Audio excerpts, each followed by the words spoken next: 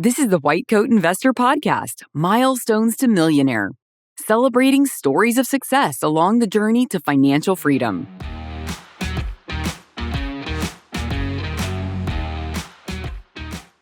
This is Milestones to Millionaire podcast number 249. Emergency physician becomes multimillionaire by mid-career and finds his silver sword.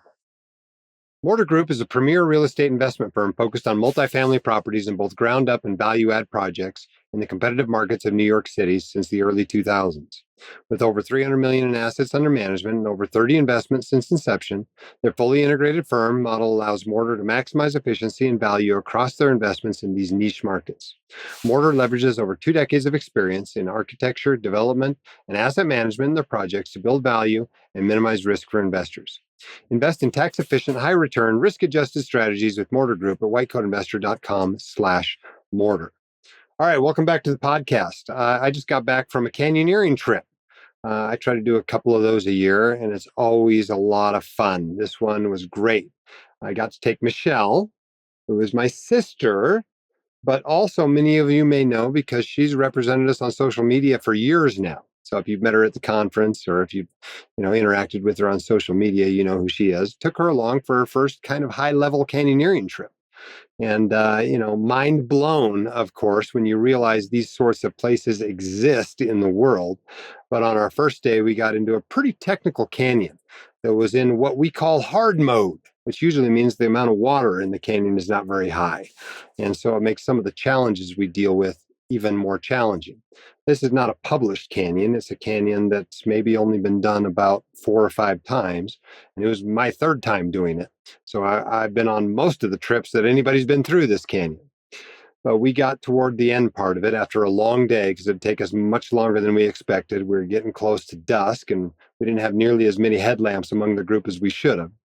And we found that one of the things that helped us get through faster in prior times was not there, which was a log that stretched across this silo, essentially, a big, deep pothole that we needed to cross to continue to go down the canyon. And so as we slowly worked our way across, there were some of our more talented members climbing across and everybody else being shuttled across with ropes and assistance. And then we got to the final pothole in the canyon, which has to be jumped by both the first and the last person. And then we found ourselves arranging an anchor to rappel out of this canyon, which has no fixed anchors whatsoever, in order to get us all out. And by the last time, the last 3 of us were rappelling out of there, it was basically dark. And we were rappelling on an anchor we had constructed there and discovered after we all hit the ground that we could not pull the anchor. So we ended up leaving a bunch of gear in the canyon and having to come back and rescue it later in the week. But a fun adventure, always a good time. We had beautiful weather, a good group of people, and really a lot of fun. Now we're back at work. So it's hard to get as excited about work as I was about my canyoneering trip last week. But we do have a lot of cool stuff coming up here. For example, our sponsor for this episode was a real estate firm. And if you're curious about real estate, but not sure if it's the right move for you, join me on Thursday, November 20th at 6 p.m. Mountain for a live session where I'm going to walk through what physicians need to know before investing in real estate. We're going to talk about the reasons real estate can fast track your path to wealth. We're going to talk about the massive tax advantages that most doctors don't take full advantage of. We'll talk about the different types of real estate investments and how to choose the right fit for you. We're going to talk about how to avoid common mistakes that derail returns. And we're going to give you some tools to evaluate real estate opportunities. So whether you're looking for passive income or diversification or a more hands-on approach to investing, this session will help you decide your next steps. Plus, I'll stick around and answer any of your real estate questions afterwards. Register at whitecoatinvestor.com/REI. Okay? And 3 people who join live are going to get our No Hype Real Estate Investing course. That's a $2,199 value, totally for free. So register now, whitecoatinvestor.com/REI. All right, we got a great interview today. We have somebody who didn't do anything special with real estate. In fact, didn't do anything special at all. Just did the regular old stuff we talk about here on the podcast all the time. And amazingly, it worked very well. So let's get him on. We're going to do that interview. And then I'm going to talk just for a few minutes about real estate syndications and what they are and help you understand how they work. Our guest today on the Milestones to Millionaire podcast is Mario. Mario, welcome to the podcast. Thank you. Can you introduce yourself to the audience? Tell them what you do for a living, how far you are out of training, what part of the country you're in. I'm an emergency physician, and I am about 13 years out of training. After residency, I came and worked at the same level 2 trauma center the whole time. I do a few extra shifts in the peds ER and then some of the surrounding smaller ERs, standalones. And my wife is a part-time school nurse, which is not a get-rich-quick scheme, but just to get out of the house and have some social life and keep up her skills as a nurse. We live in the Great Plains area in a mid-sized city that is a bit boring, but we spend a lot of our time traveling to more beautiful areas. Well, we have enough here. We have an airport and a major university, and we're very comfortable here. Very cool. And tell us what milestone we're celebrating with you today. I recently just crossed into $2 million of net worth. Wow, you're a multimillionaire. That's right. That's pretty awesome. How long has it been since you became a millionaire? Do you know? We got the first million about 3 years ago. Okay. So the first million, took you 40 years. Second one took you 3 years. That's right. Pretty typical. Yeah, pretty awesome. Okay. Well, tell us the story, right? Tell us your financial journey from the time you came out of medical school until you became a multimillionaire. Okay. I signed my first contract and I was making what I thought was good money back then. Just worked the shifts. I was ready to go with a plan in place. I just paid into my 401k. We set up Roth IRAs and then I've just paid into them as much as the government will allow. I was very blessed that within my first few months here, a young man came up to me at church and introduced himself and said, "I'm a PhD in financial planning, and I was wondering if I could be your financial planner and do basically my thesis on you." And he spent hours with us, just walked us through the basics and how to set up wills and walked us through all the different funds that we wanted to invest in at Vanguard. And so every month we transfer a certain amount of money into the 401ks, the Roth IRAs, or 529s. We just do simple dollar cost averaging and use a 4-fund portfolio of American stocks, about 40%. And then we have about 30% in international stocks, 15% in bonds, and 50% in the REIT. And that will slowly get more conservative as I get older. I started off with just 10% bonds. I decided to use the Vanguard 2045 target date fund as kind of a benchmark. That doesn't include REIT, so we take 15% out of the stock portfolio of that and add in the REIT on the side, mainly in the Roth IRA. Yeah. So basically, you just did what we've been saying to do here at White Coat Investor for the last 15 years. Yeah. You made a bunch of money. You saved a big chunk of it. You stuck it in boring old index fund investments in retirement accounts when you could. And and now 13 years out of training, you're a multimillionaire. Yes. Pretty awesome. It's amazing how well it works. It seems like it should be more complicated than that, right? No, I don't do anything fancy. There's no leverage, no direct real estate, no syndications, no crypto. It's simple, boring, and incredibly effective. Yeah. And the fun part about it is that's all going to double. Even if you add nothing else to it, it's going to double every 7 to 10 years going forward from here. So it's pretty cool. All right. Well, there are people out there who are like you were, 13 years ago, 16 years ago. They're coming out of medical school. They owe student loans. They don't really know much about finances. They're not even sure who they can trust if they needed advice. They want to be like you. What would you recommend they do? Well, I would recommend to the residents out there, especially the residents that have families just to tread water during residency. If you're married to the hospital CEO or if you have a six-figure side gig, then you should do all the attending stuff. But when you have dependents, I actually would recommend spending what money you would on index funds and instead on your family, and have a good plan set up so that when you do graduate, you can jump right in with the plan. But I fear there's a lot of residents who have FOMO that almost feel like failures because they're not putting $3,000 a month into their retirement funds. They just don't have the money for it. I would plead with you, please do not make your kids eat ramen so that you can buy a share of VTI. Do not do that. What if your I want kids you. really like ramen and beg for it? Is that a If, problem? yeah, if that Because happens, my kids well, you have a might need real a side ramen referral. addiction. You'll save a lot of money that way. And uh, as a kid, my brother and I played a lot of video games where, and back then the games weren't very complicated. We would just walk back and forth on the screen for 3 hours, just fighting the same enemies over and over again to build up enough gold so we could go buy the silver sword or the next weapon so that then we could be able to beat the boss. And that's how I feel about going to work. We're just seeing the chest pain, abdominal pain, altered mental status, fever.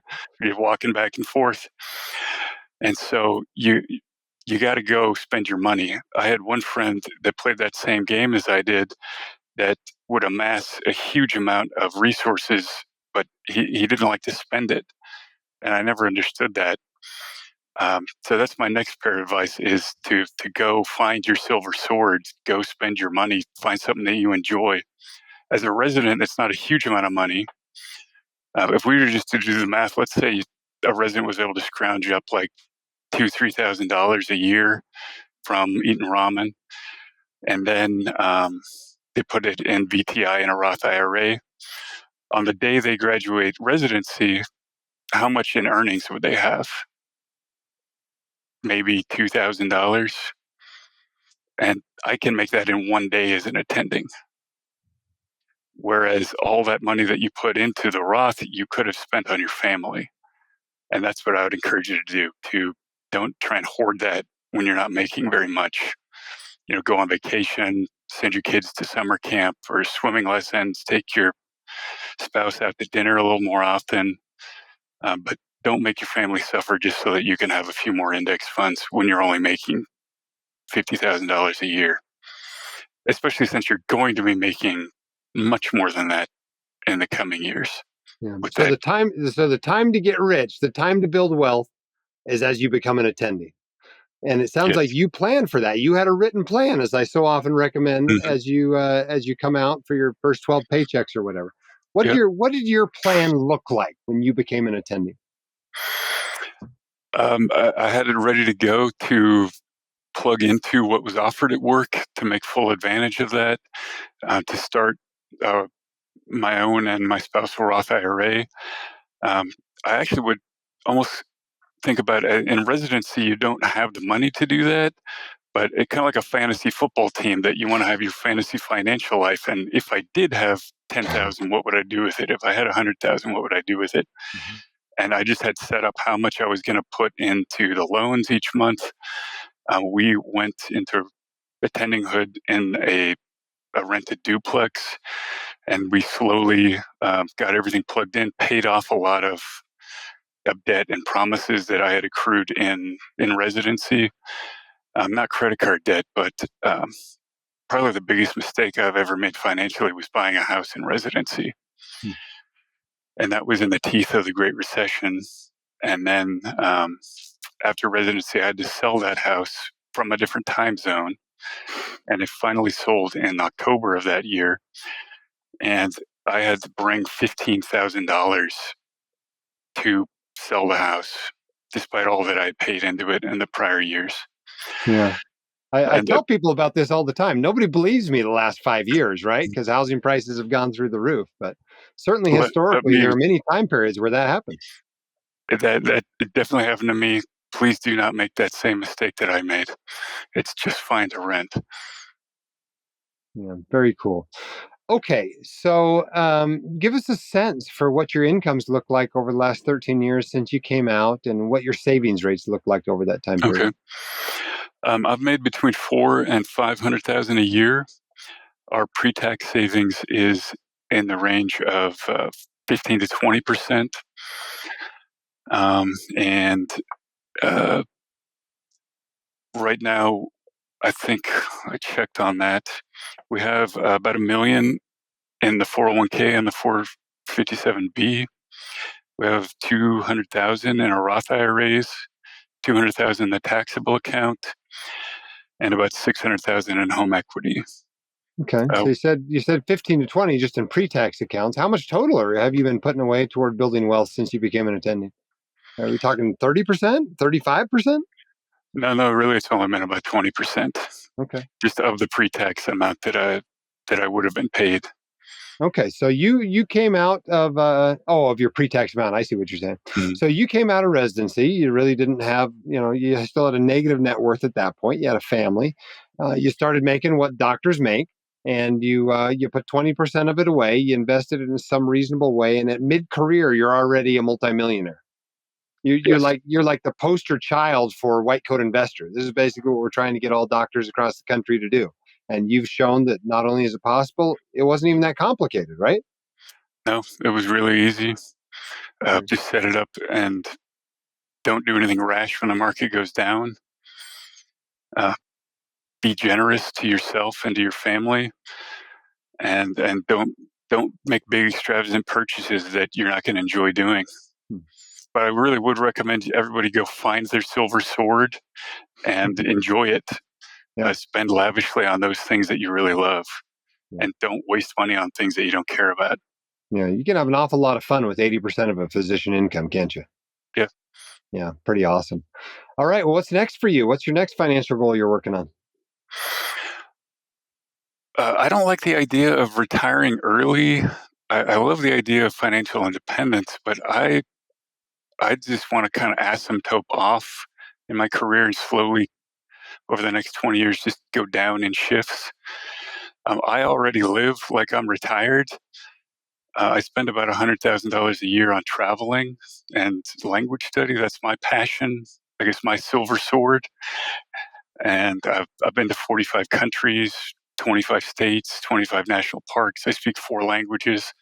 I hire private tutors to tutor me in the languages I'm studying, and that's my passion. I'll often be up at 3 in the morning researching a trip I don't plan on taking for 5 years. Kind of like you and your canyoneering and river rafting. Yeah. And so what's next is just to keep exploring the world, keep learning, and broadening those horizons. Yeah. Well, we do have one thing in common. My country count is also at 45. I'm about 10 countries behind my wife, though. Oh So, wow, and she's about 10 countries behind her parents. So I think it's a that's genetic thing or incredible. something on that side. My daughter, I think, is already up to 25 countries. So travel's a lot of fun. I hope everybody gets Mhm. a chance to do as much of it as they like. And what they may find is they may find, like me, that it's okay. I like going to a couple of foreign trips a year.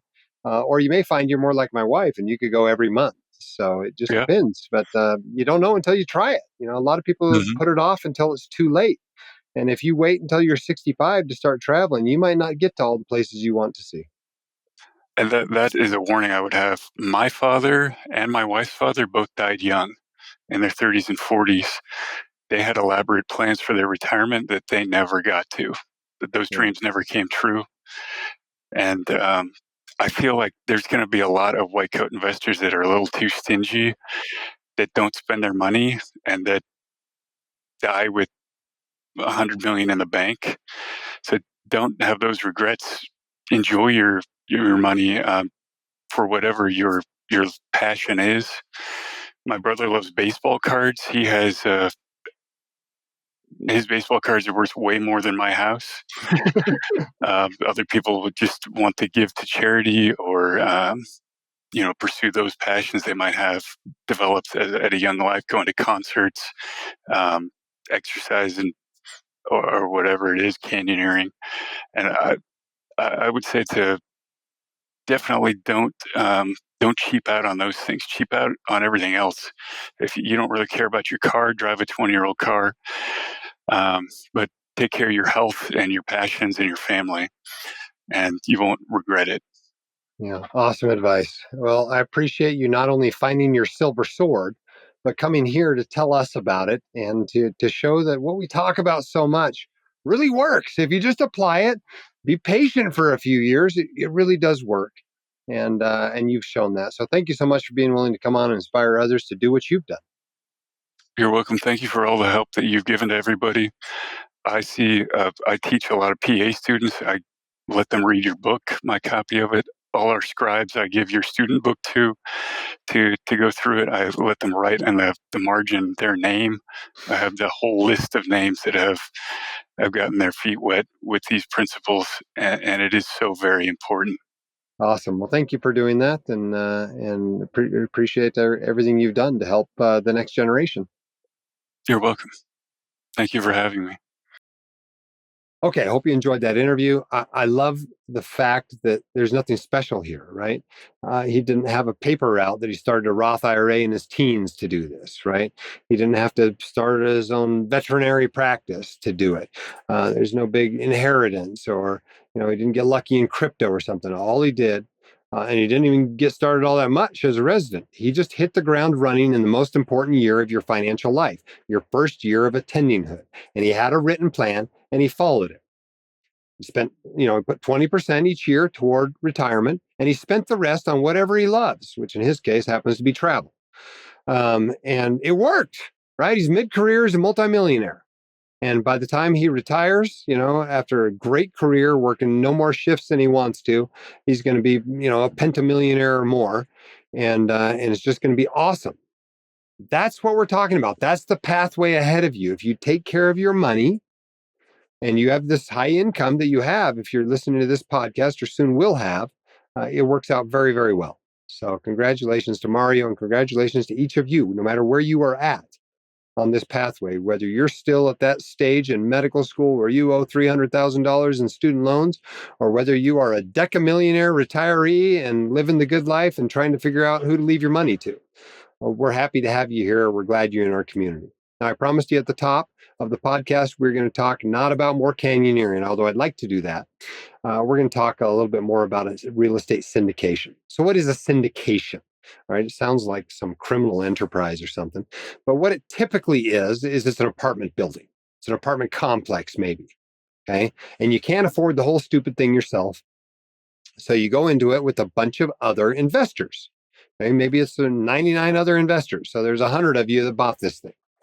And you hire a manager to manage it, and they go out and they buy the property, and they maybe fix it up some, and they, raise the rents on people, and they try to run it well. And, 3 or 4 or 5 years later, they sell the property.